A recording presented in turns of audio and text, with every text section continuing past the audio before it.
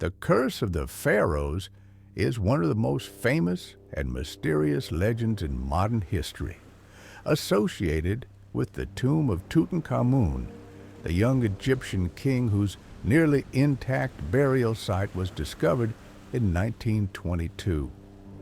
The tale of a deadly curse began shortly after the tomb was opened, capturing the imagination of the public and media worldwide. While science has largely dismissed the idea of a real supernatural curse, the deaths and illnesses that followed the tomb's discovery have kept the legend alive for over a century. Tutankhamun, often referred to as King Tut, ascended to the throne at a young age and died mysteriously around the age of 18 or 19 in the 14th century BCE. His reign was relatively unremarkable in life, but his tomb became the most famous archaeological discovery in the world. When British archaeologist Howard Carter, backed by Lord George Herbert Carnarvon, located the tomb in the Valley of the Kings, it created a sensation. The discovery was unparalleled, filled with treasures, chariots, golden statues, jewelry, and the now iconic golden death mask.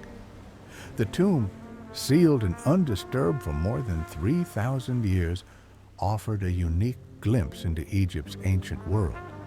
But not long after the tomb was opened, rumors began to circulate about a curse. The death of Lord Carnarvon just months later seemed to confirm the fears.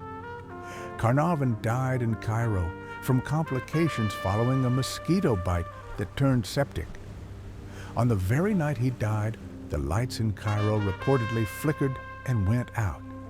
At the same time, his dog in England supposedly let out a howl and dropped dead. These eerie coincidences became front-page news, and soon the idea that a curse had been unleashed took root in the public's mind. More incidents followed. George J. Gould, an American railroad magnate who visited the tomb, died of a fever shortly afterward. Sir Archibald Douglas Reed, the radiologist who x-rayed King Tut's mummy before it was unwrapped, died of a mysterious illness. Aubrey Herbert, Carnarvon's half-brother, who may have had a genetic blood disorder, also died within months of the tomb opening. A sea mace, a member of Carter's team, died in 1928 of arsenic poisoning, possibly self-administered in suicide after a long illness. Each of these deaths was added to the growing list of victims of the curse. The media and popular authors of the time greatly contributed to the myth. The writer, Marie Corelli, published a warning before Carnarvon's death, claiming that anyone who violated a royal tomb would face dire consequences. Newspapers sensationalized every connection, real or fabricated, between the tomb and mysterious deaths. One of the most influential voices was that of Sir Arthur Conan Doyle, creator of Sherlock Holmes, who publicly suggested that Carnarvon had been killed by elementals guarding the tomb. Despite the drama, many skeptics pushed back against the idea of a curse. The facts didn't fully support the myth. For instance, Howard Carter, who had spent the most time inside the tomb, lived until 1939, 17 years after the discovery. Dozens of other workers, archaeologists, and officials involved in the excavation lived long and healthy lives. A 2002 epidemiological study published in the British Medical Journal analyzed the lifespans of those present at the opening of the tomb and found no significant difference in life expectancy compared to a control group. So, if not a curse, what else could explain the deaths? One scientific theory involves fungal spores and bacteria that could have thrived inside the tomb over centuries. When the tomb was sealed, it became a perfect environment for mold and microorganisms. Upon opening, these ancient biohazards could have been inhaled by unsuspecting visitors. For example, Aspergillus flavus produces a toxin that can be deadly, particularly to those with weakened immune systems. Stachybotrys cartarum, commonly known as black mold, has been implicated in respiratory issues. Although no autopsies or biological sampling from that time conclusively proved the presence of such toxins, modern science agrees that these natural elements are more likely to explain health problems than any supernatural force.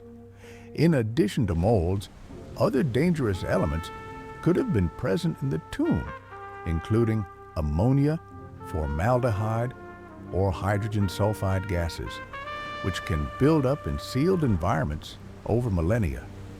Breathing in even small quantities of these gases could cause dizziness, respiratory distress, or in rare cases, death.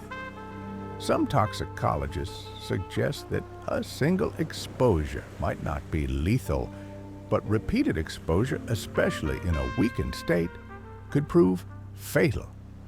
Another explanation is psychosomatic illness. The power of belief is strong. Those who thought they were cursed may have experienced real symptoms due to stress and fear.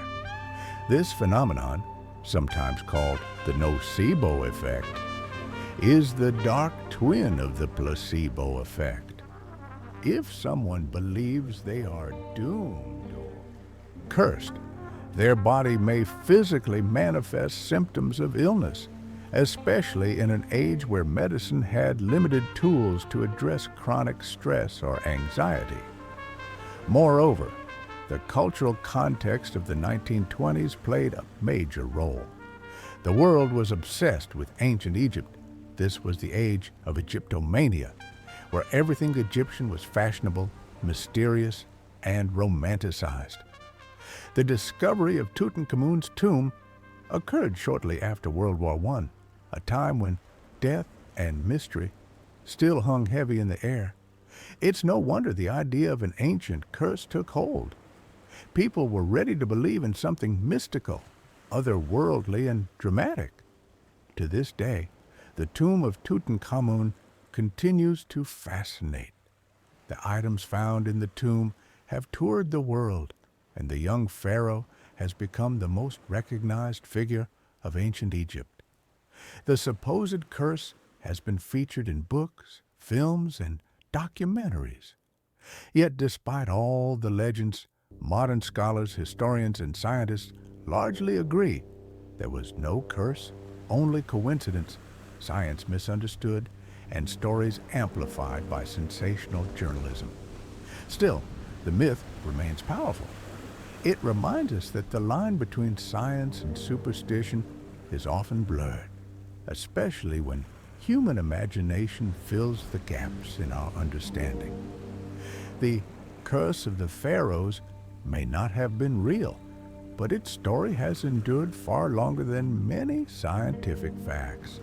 Perhaps because, deep down, humans love a good mystery, especially when it involves ancient kings, buried treasure, and the possibility that some things are better left undisturbed.